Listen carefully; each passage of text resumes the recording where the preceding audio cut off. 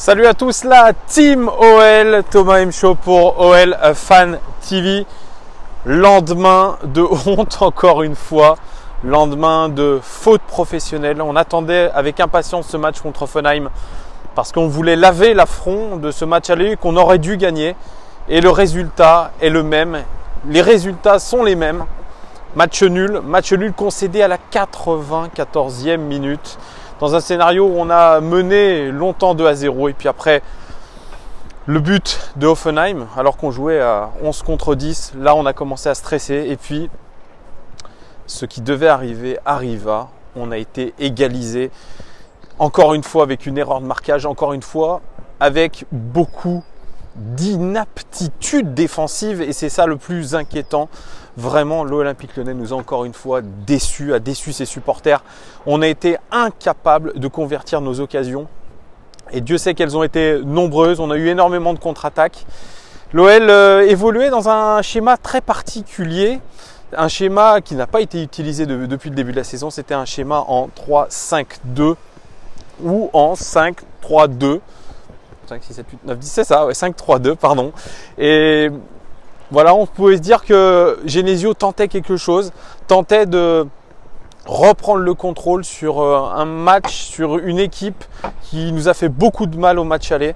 Et il a décidé donc de titulariser 3 défenseurs centraux, Marcelo, Denayer et Jérémy Morel, avec 2 pistons très haut sur le terrain qui étaient Raphaël et Mendy, milieu de terrain Touzard, Aouar, Dombele et puis devant la doublette Fekir, Depay. Voilà, c'était une belle équipe sur le papier. C'est vrai que les 20 premières minutes ont été très poussifs parce que je pense que les joueurs avaient peur et avaient du mal un peu à s'adapter à ce système qui a pourtant été travaillé apparemment toute la semaine. Et puis ensuite, on a pris un peu le contrôle du match. On a surtout mené au score par l'intermédiaire de Nabil Fekir et ça a lâché les joueurs, ça leur a permis de se lâcher. Alors au niveau des statistiques générales de ce match, 28 tirs côté Olympique Lyonnais contre 16 tout de même côté Offenheim. On a quand même encore laissé assez tirer l'équipe adverse, c'est quand même une constante. 11 cadrés pour nous. Le ratio est pas terrible, compte 6 tirs cadrés côté Offenheim, 17 centres réalisés par l'Olympique Lyonnais, 25 centres réalisés par Offenheim. Les côtés étaient encore très libres et on s'en est aperçu surtout en seconde mi-temps, même à 11 contre 10. 145 passes réussies dans le dernier tiers pour la Team OL et 126 réussies par Offenheim. Donc on a un tout petit peu plus réussi nos passes dans le dernier tiers. 51% de possession dans le camp d'Offenheim et 49% de possession pour Offenheim dans notre camp. Et puis une statistique que j'aime bien donner, c'est le nombre de passes réussies dans la surface de réparation. On a réussi 21 passes sur 30 dans la surface de réparation, soit 70% de réussite. Et pour Offenheim, 10 passes réussies sur 18 dans la surface de réparation, soit 55% de réussite. Ça montre vraiment qu'on était déterminé à vraiment faire mal dans le dernier tiers et surtout dans la danger zone, dans la surface.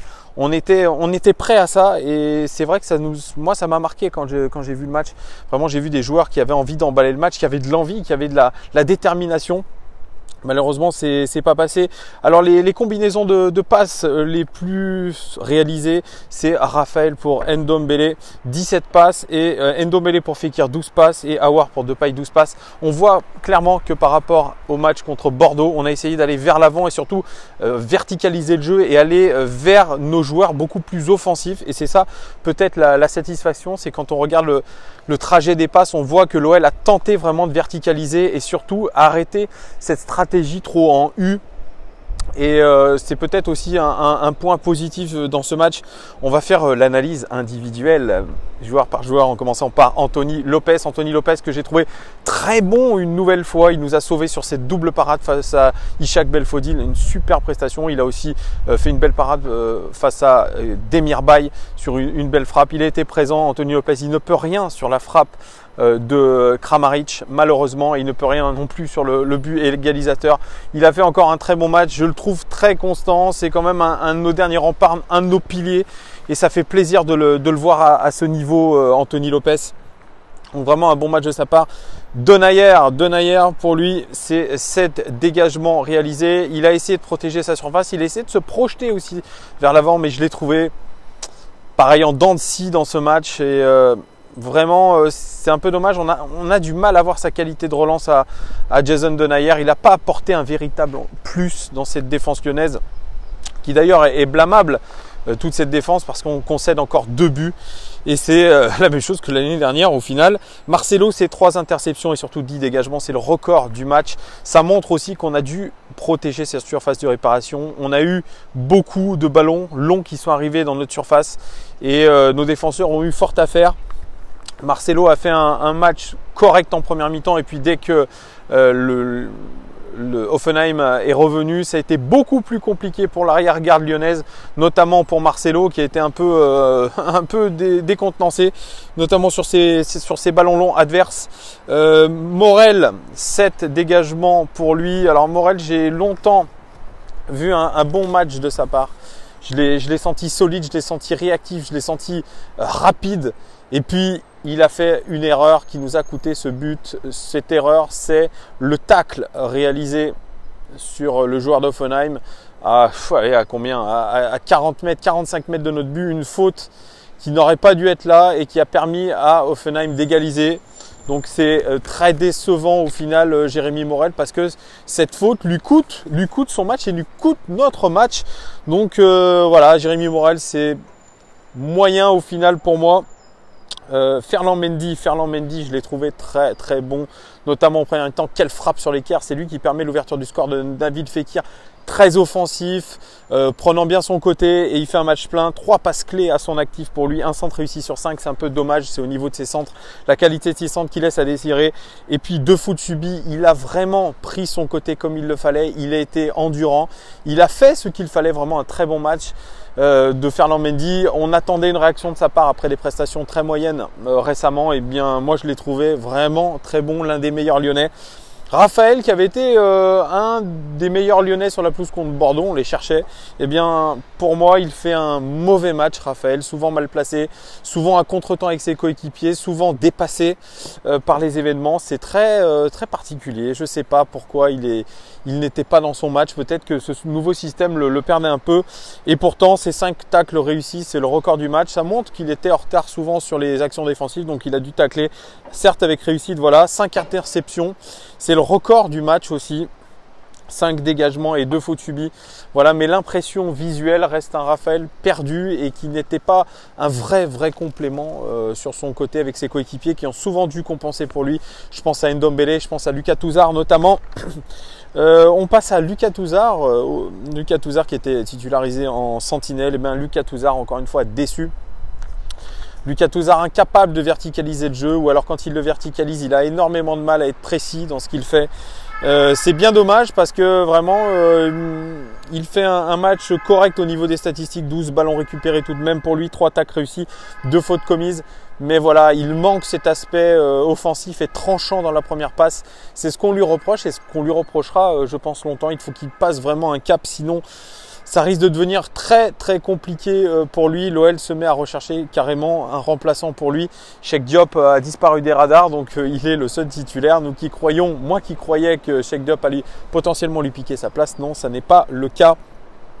Oussem Aouar qui a fait un match excellent, très bon dans le timing, très bon dans le déplacement, très bon dans les provocations balle au pied, très bon dans les dribbles. Vraiment, de temps en temps, il a fait vraiment des merveilles sur son côté gauche avec ses passements de jambes qui étaient imparables pour l'adversaire. C'est un super match de sa part encore une nouvelle fois. 41 passes réussies sur 44, c'est une très belle statistique. 3 passes clés, 19 passes réussies dans le dernier tiers sur 19. Il a réussi toutes ses passes dans le dernier tiers. Ça, c'est une vraie belle statistique. 3 duels réussis sur 3, c'est très bon aussi. Puis 3 dégagements défensifs. Vraiment un match plein pour Oussem Aouar qui monte en puissance. Et ça, vraiment, ça me fait très plaisir et ça doit nous faire plaisir aux supporters. On peut compter de nouveau sur Oussem Aouar, donc ça fait vraiment plaisir. Tanguy Ndombele, après avoir eu des minutes, un début de match un peu compliqué, il nous a fait une prestation Ndombelesque, lui qu'on annonçait sur le banc de touche par rapport à peut-être physiquement et mentalement peut-être qu'il est hors du coup, mais là, non, sincèrement, quel match de Tanguy Ndombele, ça se voit dans les stats. Il a marqué un but, bon, un but un peu chanceux parce que ça fait un peu le billard. Mais sinon, sur ses statistiques, c'est 56 passes réussies sur 64. C'est le record du match, tout simplement. 23 passes réussies dans le dernier tir sur 27. C'est le record du match, tout simplement. 5 duels réussis sur 7, c'est le record du match. 14 ballons récupérés, c'est le record du match. 4 tacles réussis, 3 interceptions et 4 fautes subies, c'est le record aussi du match. Rendez-vous compte, c'est celui qui a les meilleurs stats pour moi. C'est le meilleur joueur lyonnais, voire peut-être le meilleur joueur du match. Vraiment, il est indispensable, Tanguy Ndombele, tant par ses déviations, tant que par son abattage offensif et défensif. Vraiment un très très bon joueur.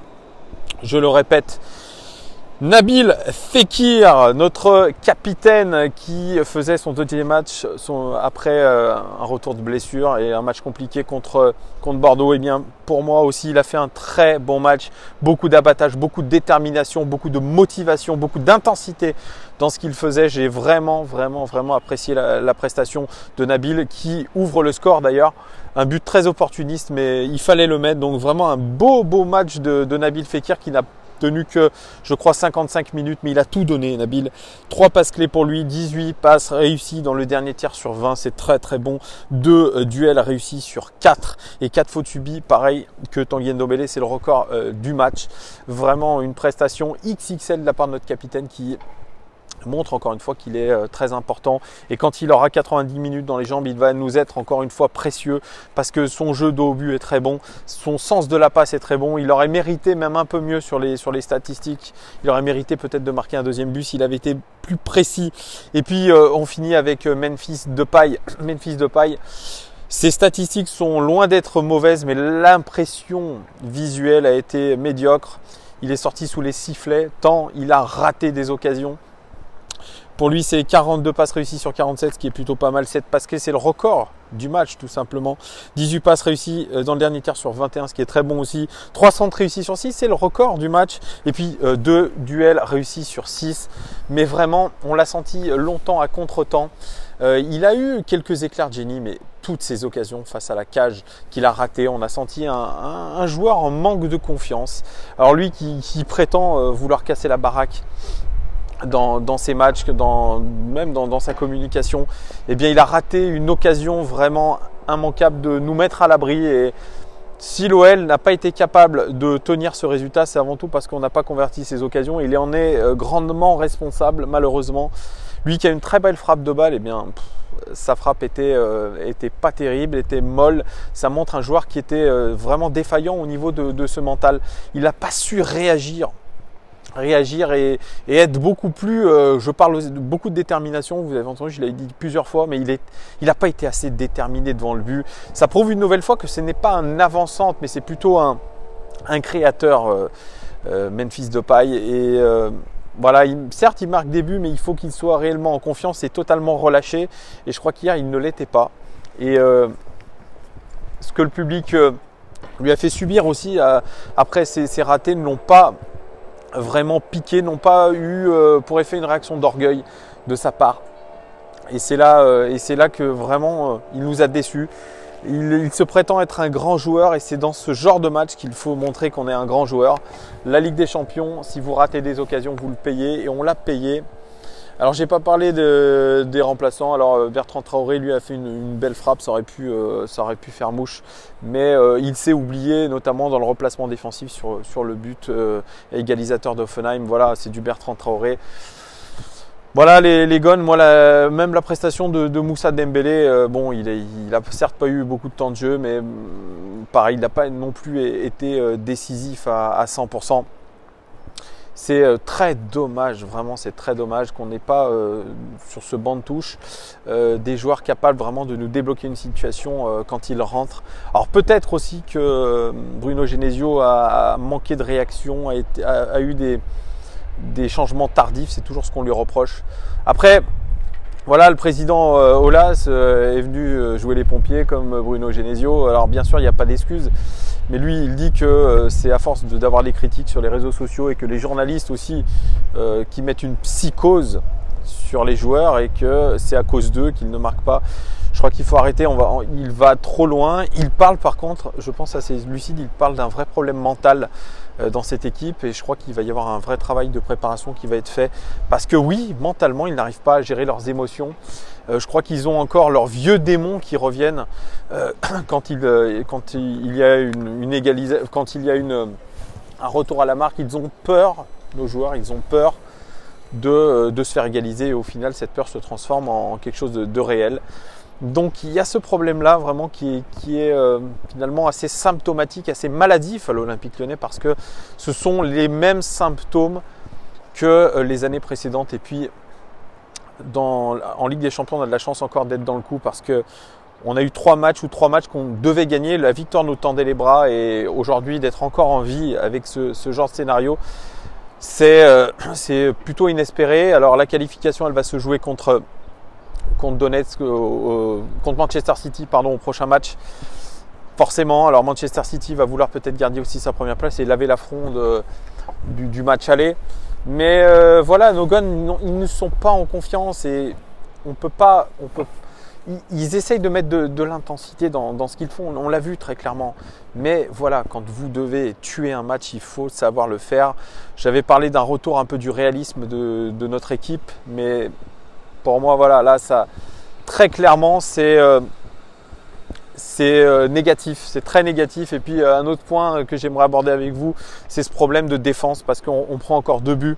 Et on a beau changer les joueurs, on a beau recruter Denayer, on a beau prolonger Marcelo, c'est toujours la même chose. C'est pas mieux qu'avec Diakabi, c'est pas mieux qu'avec Mapou Yangambiwa. Il y a toujours des erreurs dans les moments clés des matchs. Il y a toujours des erreurs dans le money time et cette défense en est grandement responsable. On n'a pas des grands défenseurs, on n'a pas des joueurs qui sont capables vraiment de nous apporter ce réalisme dans notre surface de réparation. Je suis très très déçu vraiment. Je crois que beaucoup de Lyonnais le sont aussi. On ne sait pas comment ça va se passer. On est incapable de prévoir cette équipe.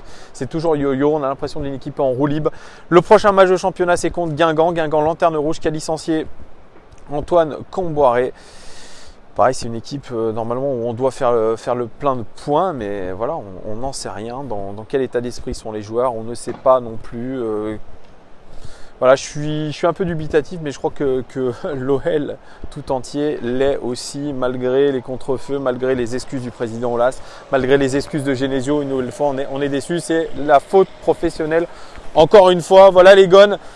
Dites-moi ce que vous avez pensé du match, qui vous avez trouvé bon, qui vous avez trouvé pas bon. Est-ce que vous êtes inquiet pour la suite de la Champions League? Est-ce que vous pensez qu'on va tout de même se qualifier? Est-ce que vous pensez qu'on risque de se faire éliminer? Dites-moi tout en commentaire. Je vous remercie beaucoup de tous vos commentaires, vos abonnements, vos likes. Merci beaucoup. Et puis il y aura bien évidemment un débrief avec JP, on va voir ce qu'il aura pensé de ce match. Je pense qu'il aura beaucoup de choses à nous dire, tout comme vous. Voilà les gars, je vous souhaite une très très belle journée. Profitez. Il fait un peu meilleur qu'hier parce que les conditions hier au stade étaient terribles. J'ai pas pu vous faire de vlog parce que je pense que j'allais foutre en l'air mon matériel. Donc voilà, je vous souhaite une très très bonne fin de journée et à très bientôt. Ciao les gars.